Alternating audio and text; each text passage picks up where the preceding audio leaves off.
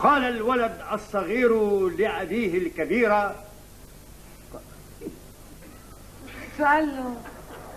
قال الولد الصغير لأبوه الكبير: يا أبي لماذا تخانقت أمي مع الخادمة امبارحة؟ فقال الأب الكبير: لأنني كنت غائب عن البيت. يا عين، هلا هاي القصة مكتوبة بالكتاب يا شفيق؟ لا يا معلمتي، هذه قصة قال لي إياها واحد صاحبي، قلت أقول لك إياها لأنه فيها مراد. أي مكروه صعد إلى الجبل ليحضر لي بعض الأفاعي.